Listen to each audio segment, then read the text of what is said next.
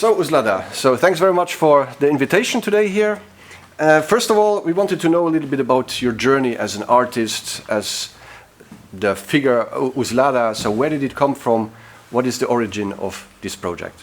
Okay, thank you very much. Well, first of all, I want to say that I'm very happy to host the team of secret music sessions here at the gallery. It's very symbolic for me because I love music, and music is part of my inspiration behind my art. So thank you very much for coming today. And regarding my journey, you know, it's kind of difficult to say when exactly it started. I don't really know. Maybe it started decades ago in my childhood when I was already a very, very creative child, and it took a while to really bring my talents to fruition.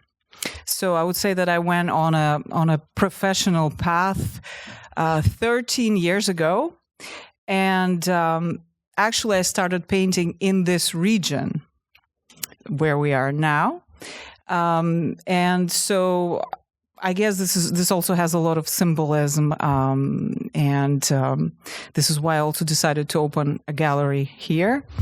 What exactly would you like to know about my path? Exactly the next question that I would have to why or what inspired you to make a gallery now here in LaHulpe, here in this area specifically. So what is the connection to the place, to the art in this specific location? Sure. Well, there is actually a big connection because, well, first of all, as I said, I started painting and bringing my painting to a professional level here in this region, which is about 15 kilometers south of Brussels.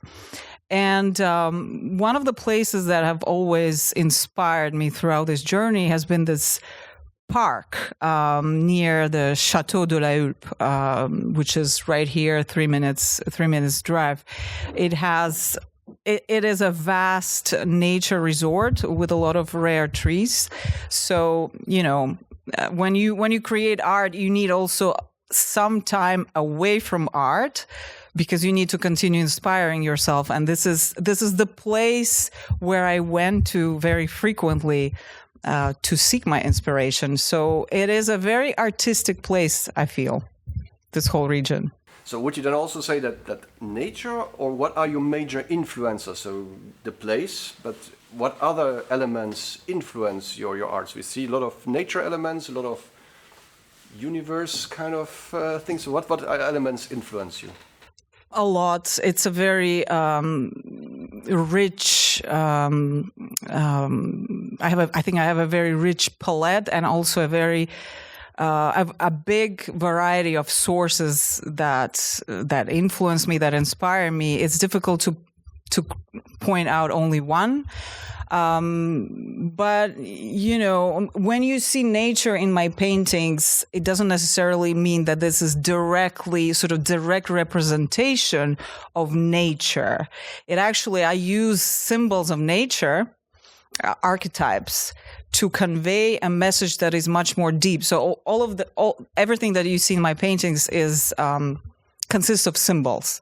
So, for example, if you have fish here in this painting, it is symbolic of a much larger, much more abstract concept that I wanted to convey here, and it is called the flow. So how do you represent the flow? And for me, it was very natural to start working with the symbolism of the ocean and these exotic fish. So what you see in my art is mainly archetypes, and it is some sort of a invisible world that I make visible. And this is also part of the reason why I wanted to call this exhibition the imaginal world of USLADA. And the imaginal is actually a term that has been coined by a French philosopher called Henri Corbin.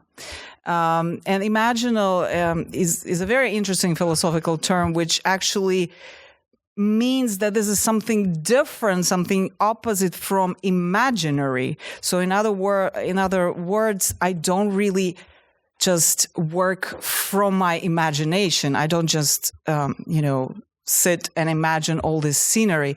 It's more like I connect to something that already exists, some archetypes that are already present, like fish here, or the eclipse painting, or any painting actually that I have made. So it's kind of I bring these worlds onto my canvases, and this is part of my style, how I would describe that. Thanks very much. Well, and knowing that taking an endeavor like opening a gallery, pop-up store, and something new, something in a city that has not seen this kind of art before. So what would be the biggest challenges that you would say now that you have overcome, or that you could suggest, or a little tip that you can suggest for our viewers if they would like to do something like that? What was the challenges that you managed? Well, I think that's probably one of the questions that I was asking myself was whether it was just a good idea for an artist, like an independent artist, to have her own gallery. But because, it's more common to work together with other galleries, which, of course, I'm intending to do. I think that one formula doesn't exclude cooperation with other galleries. But, I decided to do it anyway because I think that a good reason for opening a gallery for an artist is just also to have a beautiful place where the art is presented well, and then that would allow also other galleries to discover my art and people in the region, because this region is full of art collectors and people who just appreciate art to start with. And also another interesting thing that happened was it was very rapid, but when I opened this gallery at the beginning of March, I was the first art gallery in this town.